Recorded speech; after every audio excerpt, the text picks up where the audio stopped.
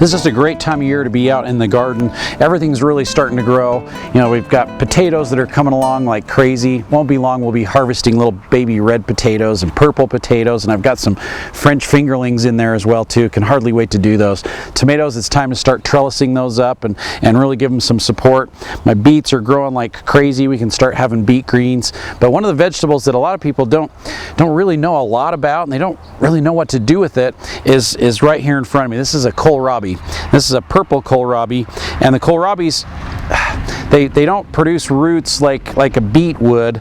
The part that you eat actually grows on the surface of the soil. So as you can see, you know, there's kohlrabis in here just growing like crazy. This is a purple variety, and they're absolutely delicious to eat, and really a fun vegetable to grow.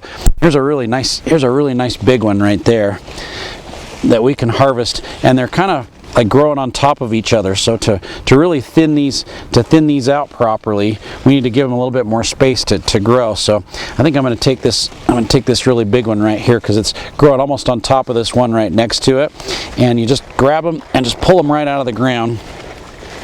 And of course I watered last night, so make it nice and easy to do that, but usually I'll just take the root and just break that off. And just pull those leaves back. Some people actually use the leaves to eat. I like to compost them. I don't think they're quite as tasty as the tuber part is, but you just like pull those leaves off. We'll just throw them back in the garden and compost them. But the kohlrabi really tastes like, the best way to describe it is like a really tender, sweet stem of broccoli. So it's got a very nice, you know, cabbage, cauliflower, broccoli flavor to it. But that's the part that we're going to eat. And that's the part that grows right on top of the ground. So that root goes, you know, fairly deep into the soil. Leaves come up.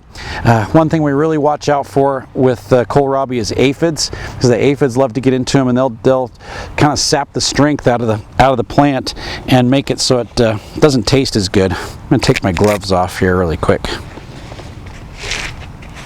So with the kohlrabi, you definitely want to cut that bottom section off.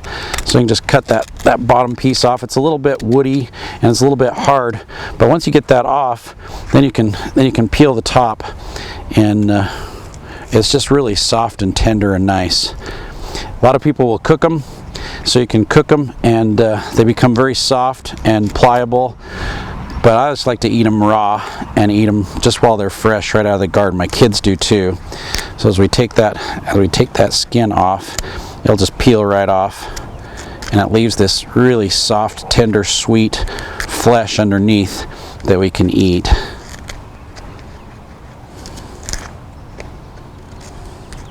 Just like that. Just cut a chunk right off the top, and it's just super sweet and delicious to eat, and it's crunchy. So if we could put that in like a vegetable mix with a little bit of ranch dip with some carrots and some cucumbers, and you know, it's really crunchy.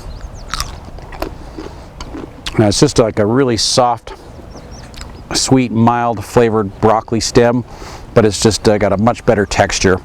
So excellent nutritional value, easy to grow, pretty problem free. You know, like I said, aphids is about it.